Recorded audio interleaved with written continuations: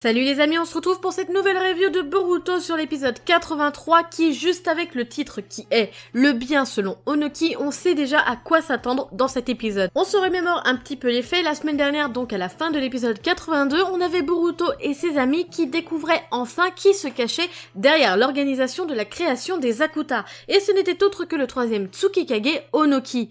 Et là, dans cet épisode, donc l'épisode 83, on a donc le titre qui se prénomme, comme je vous l'ai dit, Le bien selon Onoki. Donc forcément, on va avoir la raison pourquoi est-ce qu'il a fait ça, mais avant d'en parler un peu plus, moi, mon ressenti par rapport à ça, j'ai l'impression que, bon, certes, la démarche est honorable, mais il y a autre chose derrière, il va se passer autre chose parce que c'est un peu trop beau et je trouve que le fond est un peu trop terne pour une cause aussi bonne. Onoki raconte à qui veut l'entendre qu'il a subi un petit traumatisme, on va dire ça, on va appeler ça comme ça, il y a 5 ans lorsque des déserteurs ont débarqué au village d'Iwa et ont attaqué les shinobi et qu'il y a eu bon nombre de jeunes shinobi qui sont décédés. Donc à partir de là, il a décidé de créer cette armée d'êtres superficiels pour pouvoir prendre la place des ninjas et donc de les protéger et éviter les morts inutiles.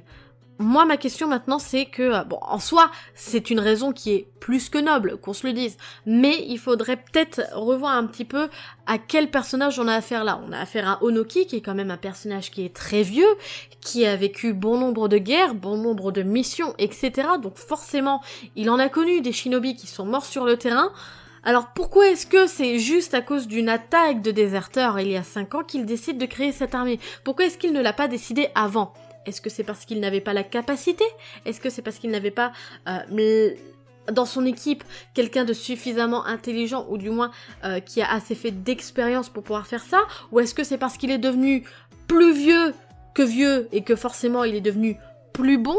Je ne sais pas. Pour moi je trouve ça un petit peu je dirais pas un peu bête, mais je trouve que c'est mal fait parce que en soi, l'attaque qu'il a vécue n'était pas assez grosse pour traumatiser les autres villages, mais on nous le présente comme si il avait vécu un traumatisme et c'est bien dommage. Et en plus de ça, le fait de faire cette démarche de créer sa propre armée, c'est quelque chose qui est fait dans le dos des autres Kage, alors qu'ils ont fait une alliance, les 5 Kage ont fait une alliance afin que ils soient toujours les uns en train de communiquer avec les autres si jamais il y a des problèmes pour que chacun s'entraide. Et donc forcément de créer cette armée sera une action qui les mettra un peu en porte-à-faux et encore pire, les autres Kage pourraient penser que cette armée pourrait être utilisée contre leur village. Donc là, on peut être... Enfin, là, c'est une cause d'une nouvelle guerre ninja, hein, qu'on se le dise. Hein. Et moi, le deuxième point aussi qui me choque un petit peu, c'est qu'il crée cette armée pour protéger les ninjas. Mais alors, qu'est-ce que ça veut dire?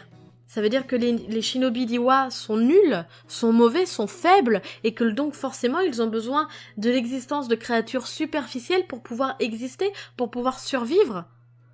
Pourtant, on en connaît bon nombre quand même des ninjas d'Iwa qui ont quand même de très bonnes capacités, qui savent se défendre, etc. Donc moi je trouve ça un peu bizarre, enfin la démarche, comment c'est présenté, ça fait perdre de l'intensité par rapport aux capacités des ninjas d'Iwa, et donc forcément on remet toute leur existence, toute l'existence de ce village, toute la réputation de ce village même en question par rapport à cette action de créer une armée pour défendre les shinobi. Et là, je la vois arriver grosse comme une maison, l'excuse bidon qui va m'être présentée. Je le sens, ça, vous savez, l'excuse qui est... oui, mais ils sont en temps de paix. Les ninjas, ils ont plus besoin d'être impliqués autant qu'ils l'étaient à l'époque. Ils ont plus besoin de s'entraîner tous les jours. Ils ont plus besoin de dépasser leurs limites. Oui, mais ok.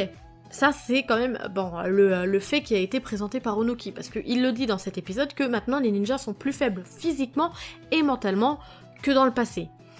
Mais maintenant, si on compare avec les autres villages, on va prendre par exemple Konoha. Konoha aussi, ils sont en temps de paix. Et c'est pas pour autant que les ninjas, certes, ils sont moins vigoureux qu'à l'époque de Naruto, ou même qu'à l'époque encore avant, etc. Mais ils sont quand même... ils se développent, quoi. Et on voit qu'il y a quand même des belles capacités, même si certaines dorment encore. On prend par exemple quand il y avait eu l'arc au Pays de l'eau, il me semble, c'est ça. Hein, et que... il y avait eu... on nous a montré cette école qui existait depuis belle lurette où chaque élève s'entretuait pour qu'il n'y en ait plus qu'un qui existe. Enfin, pire que Koh-Lanta. Et ben ça c'est un exemple même que même s'ils sont en temps de paix, il y a toujours un développement et il y a toujours des ninjas qui sont en train de se développer et de repousser leurs limites. Donc pour moi cette excuse là elle est bidon. Et encore pire, s'ils ont besoin d'une armée de créatures superficielles, il n'y a plus besoin de ninjas. Donc ça veut dire que en gros le métier de ninja au pays d'Iwa, enfin au village d'Iwa, c'est un truc qui est obsolète vu que maintenant il va y avoir l'armée des créatures superficielle. Vous voyez ce que je veux dire? Pour moi, c'est vraiment une excuse bidon et en plus de ça, la démarche, elle est pas top. Mais par contre, parce que si on regarde bien, le fils d'Onoki, Ku, on dirait que lui, certes, il suit son père, certes, il l'écoute, etc. Mais on dirait que lui, sa démarche est tout autre que celle d'Onoki. Alors ma théorie, ma question, c'est est-ce que le personnage de Ku n'aurait pas tenté de manipuler son papa pour lui faire croire que ça c'était fait pour protéger les ninjas d'Iwa, alors que lui, dans sa petite tête, il fait cette armée pour pouvoir dominer le monde. L'excuse logique de n'importe quel antagoniste de shonen. Mais dans ce cas-là, ce serait quand même un petit peu plus crédible et ce serait un peu plus impactant que l'excuse à 2 balles d'Onoki. Vous voyez ce que je veux dire? N'hésitez pas à me dire ce que vous en pensez par commentaire. Le fait que ce soit Onoki qui soit à la tête de cette organisation explique et justifie bien pourquoi est-ce que Mitsuki a quitté Konoha comme ça du jour au lendemain. Parce que on se rappelle, quand il l'avait rencontré à Konoha, Onoki lui avait donné une explication qui quand même ne laissait pas à désirer, mais qui était quand même assez alléchante pour Mitsuki. Donc c'était logique que celui-ci décide de le suivre si il lui tend une carotte. Et on voit bien que, je pense avoir raison quand je vous avais dit qu'ils veulent tenter de faire des expériences sur Mitsuki, on voit bien que c'est un petit peu la démarche qui va être faite, que Mitsuki va tout simplement être un cobaye. Mais maintenant, est-ce que Onoki est au courant? Est-ce que il est d'accord avec ça, ou est-ce que ça fait partie de la machination de Ku, que je présume bien sûr. Tout ça c'est de la théorie, je dis pas avoir la science infuse, je peux clairement me planter et je pense que c'est pratiquement sûr que je me plante.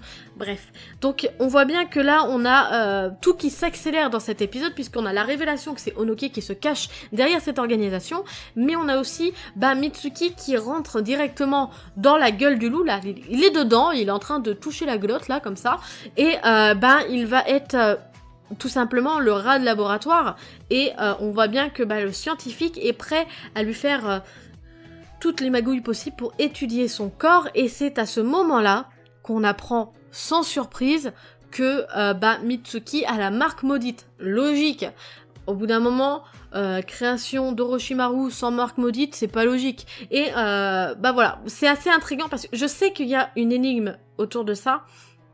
Pourquoi? Parce que c'est à l'intérieur de lui, c'est sur son cœur, je ne sais pas. Mais je sais qu'il y a une énigme là-dessus. Pareil, n'hésitez pas à me dire ce que vous en pensez par commentaire.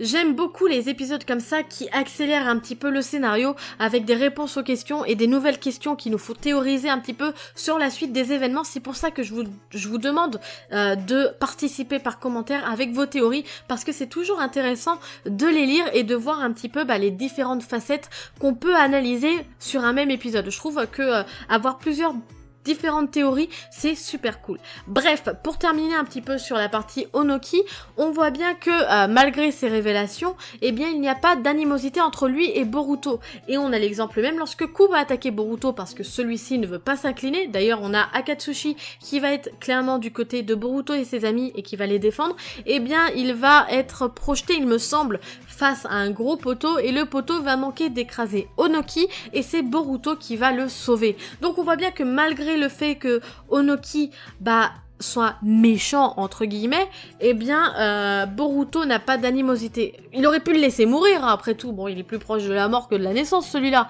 mais il le sauve quand même. Et c'est pour ça que moi ça me pousse à penser que Onoki est en soi peut-être manipulé par son fils ou un truc comme ça, et qu'au final ils n'ont pas du tout les mêmes pensées par rapport à leur organisation, par rapport à la création de ces créatures superficielles. D'ailleurs, à cause du sauvetage d'Onoki par Boruto, Ku, qui ne va pas voir ce qui s'est passé, ne va pas savoir où est passé son père, et il va le rechercher et forcément il va s'énerver. Et c'est à ce moment-là que va nous être révélé le point faible des Akuta. Et En soi c'est logique, et bien leur point faible c'est tout simplement leur masque. Également on a une autre révélation dans cet épisode, c'est le fait que Ku maîtrise le Jinton. Cette technique exceptionnelle, dans toute l'histoire de Naruto, eh bien on savait qu'il n'y avait que 2 personnes qui étaient capables de la maîtriser. Le deuxième Tsukikage Mu et son élève, le troisième Tsukikage Onoki. En soi, si on y réfléchit, c'est logique que que Ku puisse la maîtriser, puisque Onoki lui aurait enseigné. Sauf que pourquoi est-ce que son deuxième fils, qui est le père de Kurotsuchi, ne la maîtrise pas, et pourquoi est-ce que Kurotsuchi ne le maîtrise pas non plus? Là, il y a tout un questionnement par rapport à cette technique, et j'espère qu'on va avoir la réponse. Et pendant ce temps-là, à Konoha, Naruto attend bien sagement de pouvoir joindre par téléphone Kurotsuchi.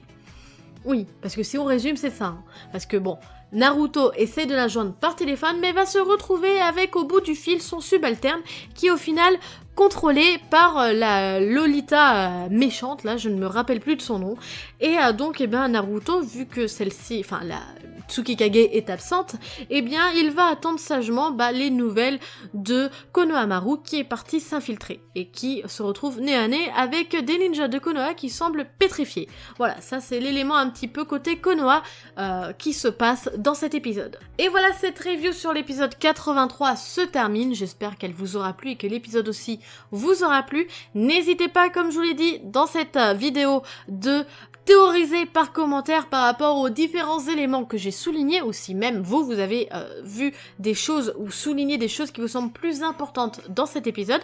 Likez, partagez la vidéo, ça me fera super plaisir, et surtout abonnez-vous à la chaîne si vous ne l'êtes pas. Sur ce, moi je vous laisse à la semaine prochaine.